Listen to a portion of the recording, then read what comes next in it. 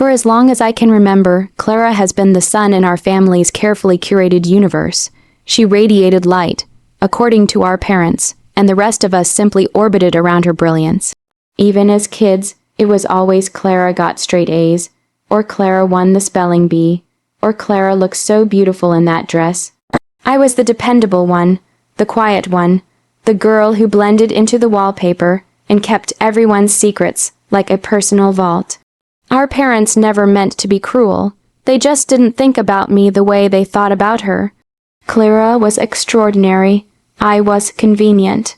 So, when she announced her engagement at a family dinner one evening, it didn't surprise me that our parents erupted into applause as if fireworks had gone off.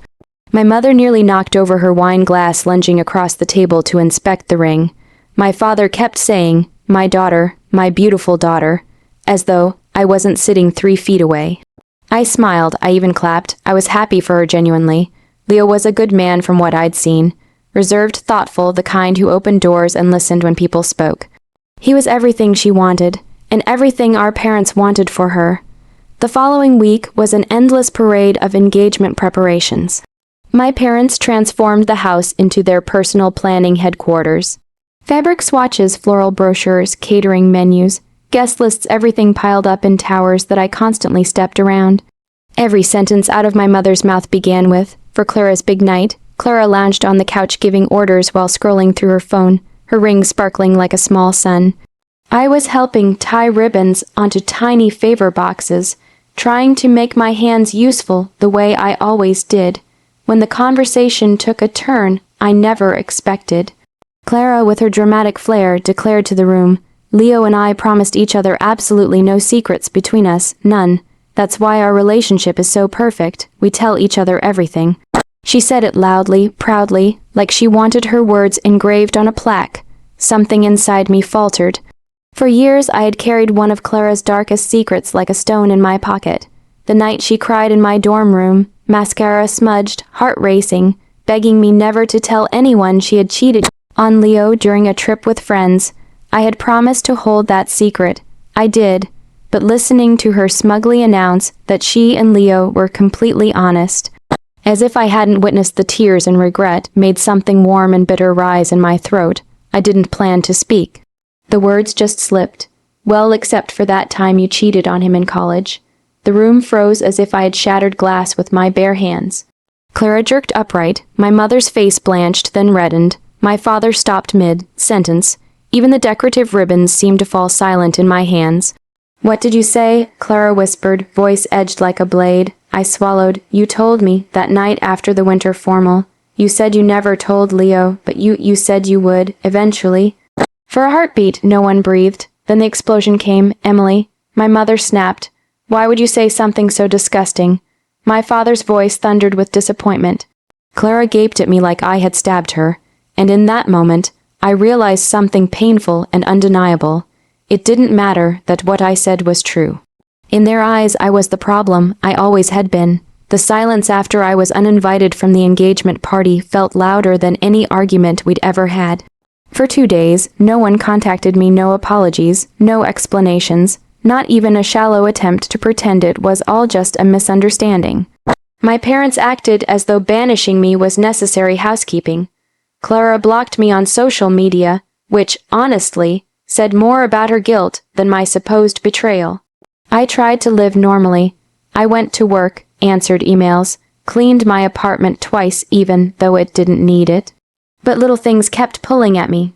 The way my father's voice had cracked when he told me I had ruined the evening. The trembling in Clara's hands when I said the truth aloud. They weren't angry because I was wrong. They were angry because I was right.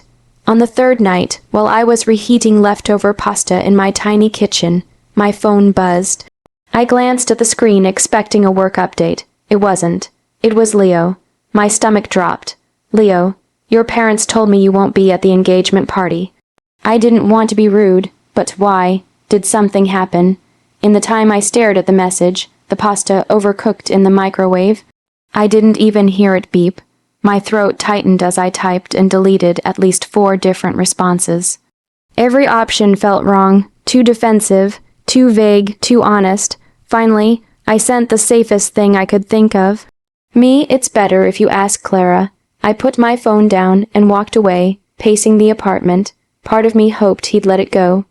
The other part prayed he wouldn't. 2 minutes later, Leo, I tried. She shut me down and said it was family drama, but she seemed shaken. Please, Emily, I just want the truth. My breath snagged. Why did he have to ask like that, so gently? So sincerely. No one in our family ever asked me for the truth. They only asked me to stay quiet. I sat on the edge of my bed, fingers twitching above the screen. Me, I don't want to cause problems. His reply came almost instantly. Leo, there are already problems if you were uninvited from your own sister's engagement party. He wasn't wrong. I closed my eyes and exhaled slowly, feeling the weight of years of secrets pressing against my chest. I had protected Clara when she didn't deserve it. I had stayed silent long enough, so I typed everything. Not in dramatic paragraphs, just simple, factual statements. The night she stumbled into my room crying. The panic, the guilt, the name of the guy she'd cheated with, the way she swore she'd tell him someday, and how I promised to never mention it. I hovered over the send button for a full minute, then I tapped it. The moment the message left my phone, my heart pounded so hard I could feel it in my fingertips. I waited 5 minutes, 10, 20. Leo didn't reply. The quiet stretched so long I started imagining him confronting Clara, yelling, calling me a liar. I wondered if I had made everything worse. At the 40-minute mark, my phone finally buzzed. Leo, can we meet?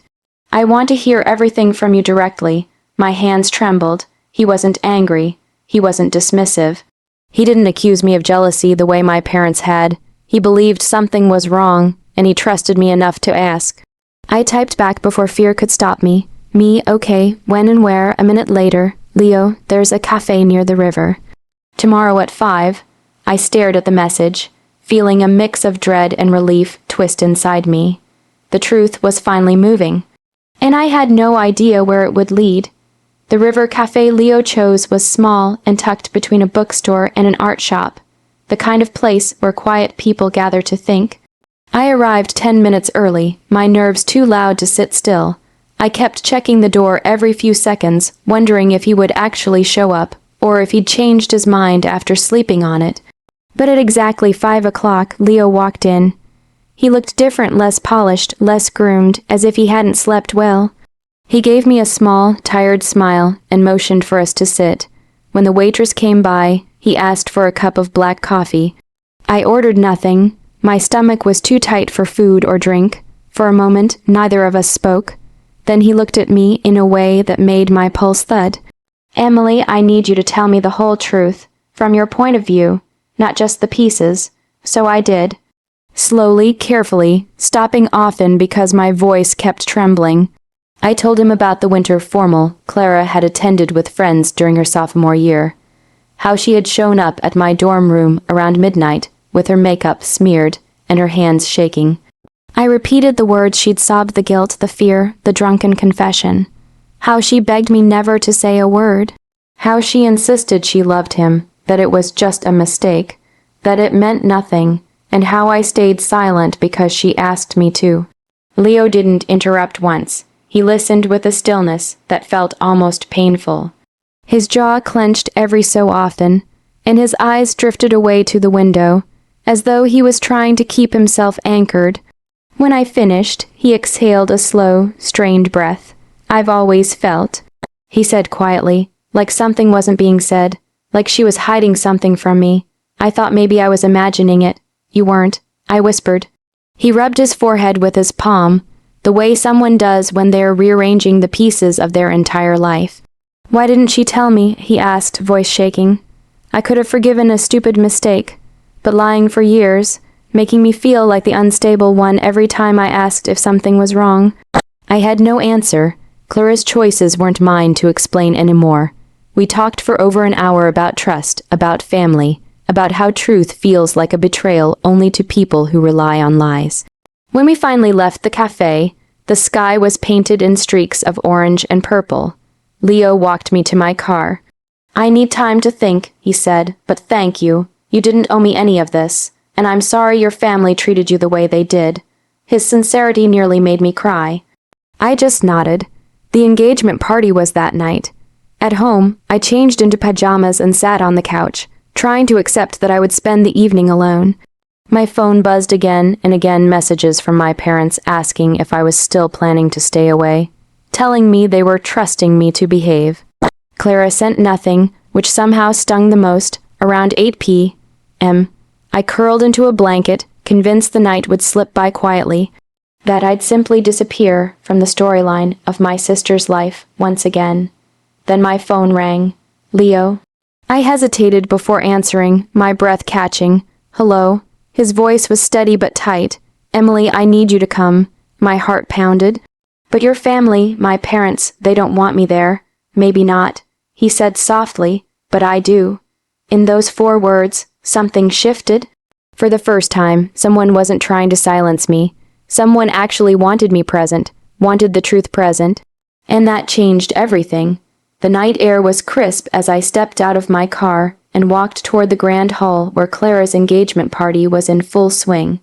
Golden lights twinkled like stars, laughter echoed through the gardens, and my stomach twisted into knots.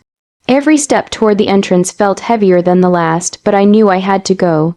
Leo had asked me to come, not my parents, not Clara, but him. And that was reason enough. The moment I entered, all movement seemed to freeze. Conversations stumbled to awkward stops. My parents' faces turned from delight to disbelief, then to panic. My father's mouth opened and closed like a fish, and my mother's hand flew to her chest. Clara's eyes widened, her lips parting as if she wanted to say something, but the words never came. Emily, my mother exclaimed, her voice trembling. You how? I held up my hands, letting the silence stretch just long enough to feel the power in the room shift. I'm here, I said softly, but clearly, with no apology. Clara started forward, a mask of anger and entitlement plastered across her face. You weren't supposed to be here. I told everyone. Leo stepped between us, placing a calm but firm hand on my shoulder. Actually, he said, his voice quiet but carrying through the hall, I invited her. The crowd murmured, unsure whether to gasp or whisper. Clara's composure cracked slightly, her knuckles whitening as she gripped the fabric of her dress. My parents' expressions had shifted from shock to indignation, as though I had grown wings overnight and flown above their control. Leo turned his gaze toward Clara, steady and unwavering. Clara, tell everyone about what happened in college. The room fell completely silent. Clara's lips trembled, and she looked at me, hoping I would intervene, hope I would deflect the truth, but I didn't. I had said my piece once before, privately. Now the universe was demanding it be heard in full. Clara's voice quavered. Leo's eyes didn't leave hers. You cheated. You lied. You kept secrets. Emily didn't make you do any of it. She told me the truth, the whole truth, and now it's time for you to own it. The crowd gasped, whispers ricocheting from one end of the hall to the other. My parents' faces were drained of color. Their pride, their authority, their carefully constructed narrative of perfection shattered in minutes. Clara crumpled, tears streaking her makeup. She tried to stammer excuses, but no one wanted them.